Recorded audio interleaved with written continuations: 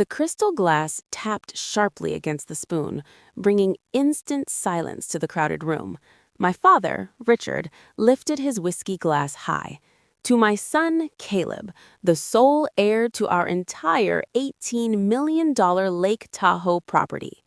50 guests erupted in applause. My brother basked in it like royalty. I stayed back near the tall bookshelf, clutching a plain manila folder tightly to my chest. No tears, no anger on my face, just a slow, icy smile. I caught the eye of Marcus, our family lawyer, and said 4 quiet words that made the entire room freeze. "You really have no idea, do you?" My father's face turned deep red. "What are you talking about?" Before I reveal what was hidden in that folder and why Caleb's smug grin vanished in seconds, drop a comment. Tell me which city or country you're watching from and what time it is right now. I want to know how far this tale has reached. My name is Valerie. I'm 29. For the past 10 years, to these people, I wasn't really family.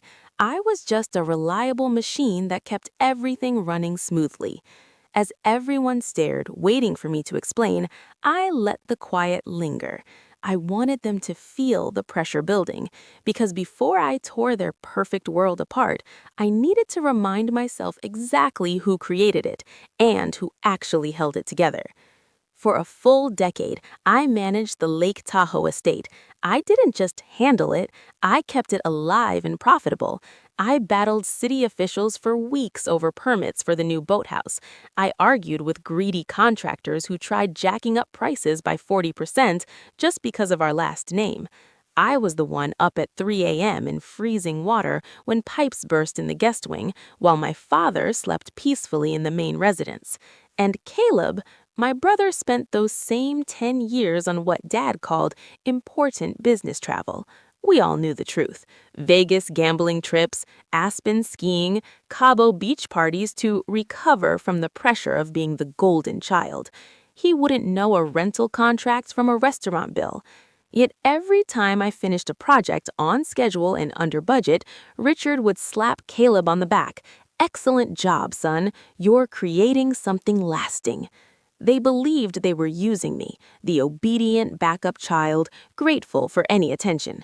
But while I fixed their leaks and balanced the accounts, I quietly learned every secret, every regulation, every weak spot. They broke my spirit early on, made me feel worthless. Today, I'm the one holding the final card.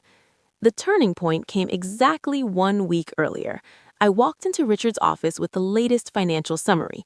We'd just had our most successful quarter ever, all because of the efficiency plan I created.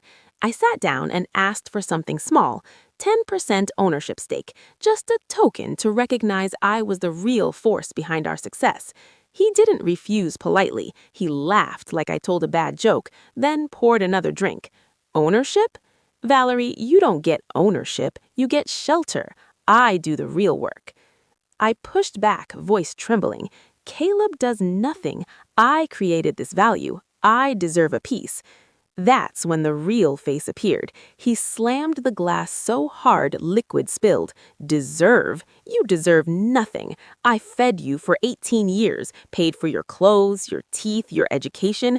That wasn't charity, that was investment. You're not a partner, you're equipment. Don't confuse your job with your value." I felt everything inside me go cold. That was the moment I understood their logic completely. To him, I wasn't a daughter. I was a debt never to be repaid, a tool that had started demanding rights. I left his office silently. He assumed I'd go cry in my room. Instead, I went straight to my private safe and removed the manila folder I'd kept hidden for 3 long years. He wanted returns on his investment? Perfect. I was about to collect with interest. Being the spare child means you're the emergency backup nobody ever plans to use. For 3 years, I stayed in the shadows. I watched Caleb burn through money like it was infinite. The $50K crypto scam from a guy he met gambling in Reno, the car accident settlement in Nevada, the hidden gambling markers. Whenever he messed up, Richard would call me in. "Move some figures around, cover it. Caleb is a bold thinker. You're too cautious for big finance. I never argued. I fixed the books, but I also kept perfect records, dates, times, screenshots, IP logs. Then came the summer charity event 2 years back. Caleb was supposed to handle permits. He forgot. Too busy yachting in Europe. 2 days before, the city threatened cancellation. I pulled 48 straight hours at City Hall, calling favors, sweet-talking officials, rewriting safety documents myself. The event succeeded. That night, Richard toasted to Caleb for making the party of the year. Caleb smirked, raised his glass. "Just a little charm, Dad." Then he glanced at me, exhausted, eyes red from no sleep, and said, "You look worn out, Val. Maybe take a break. Let the real players enjoy the night." Everyone laughed. Cousins, investors, aunts. They looked at me with that pitying, poor help smile. They mocked my folders, my endless receipts. But those spreadsheets weren't just records, they were evidence. Every forged signature Caleb made, I saved. Every time Richard hid assets from taxes, I archived the proof. They thought I was protecting the family. I was quietly building their downfall. At that table, sipping water while they celebrated, I realized something crucial. They didn't hate me. Hate needs equality. They simply didn't register me at all. I was background noise, the lights, the plumbing, the internet, essential until I wasn't. And that's the mistake that destroyed them. Treat someone like a machine long enough, and they stop feeling loyalty. Push too far, and the machine doesn't scream, it simply fails. And when it fails, everything collapses. Back in the living room, the cheers for Caleb faded. My father glared at me, irritated that I'd spoiled his big moment. He expected tears, complaints about fairness. He had no clue the fairness had already been settled 3 years earlier. I stepped forward. The folder felt heavier than ever. I looked straight at Caleb. He still wore that cocky grin. He sauntered over, reeking of expensive liquor and entitlement. "Don't look so miserable, Val. Someone has to come second. That's business." "You haven't won anything yet," I replied evenly. He laughed. "Winning? Who cares about winning fairly? Possession is 9/10 of the law, and right now, I possess it all."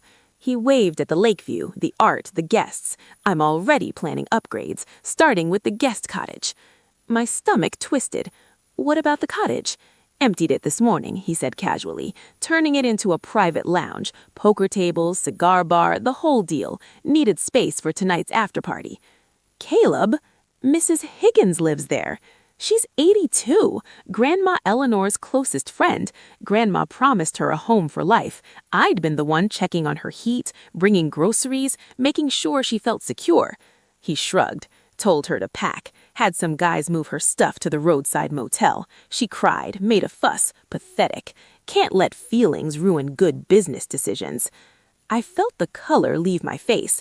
He'd evicted an elderly woman, basically family, just for a cigar lounge before the announcement even finished. "She's 82, I whispered.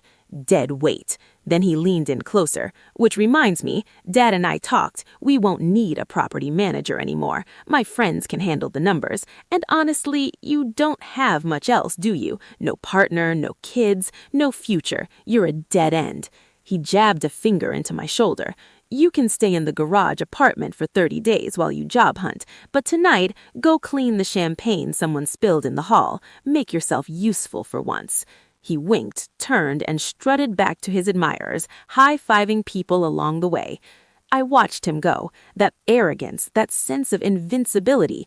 He'd just crossed the final line. This wasn't only about money anymore. This was about an 82-year-old woman crying in a cheap motel because this spoiled man-child wanted a playroom. He wanted me to clean up messes. Fine, I'd clean this one permanently. I tore open the folder. The rip sounded final.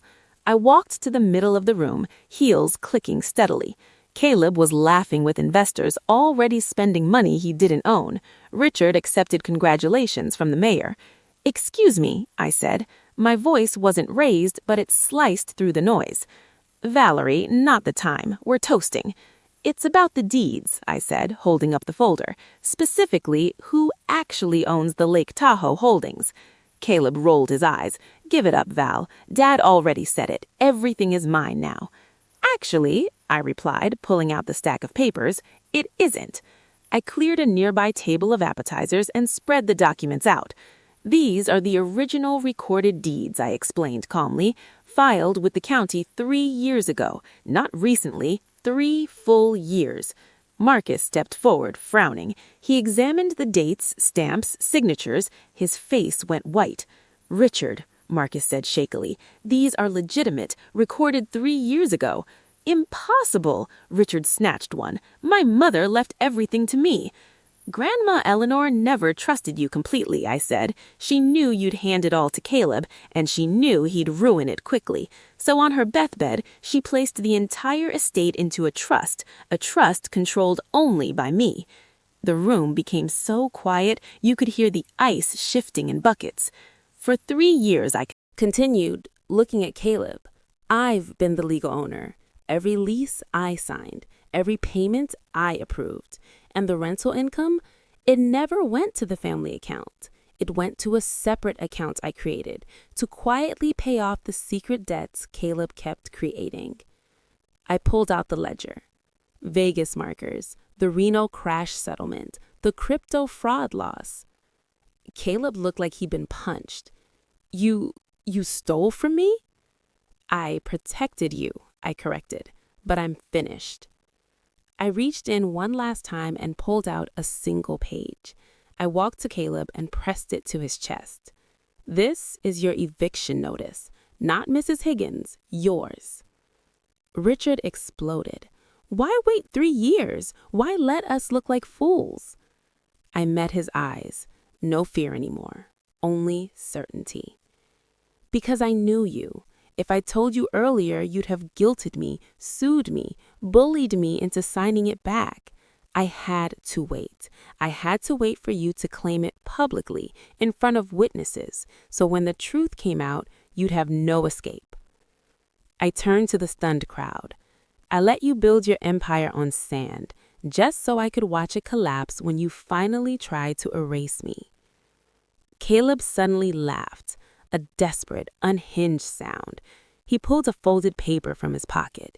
"You think you're clever? Grandma signed a power of attorney 2 days before she passed. It gives me full control. It overrides your trust." He waved it triumphantly. For a second, Richard relaxed. Marcus looked uncertain, but I wasn't fazed. "October 14th, I asked quietly. I handed Marcus a hospital record. He read. His face drained of color.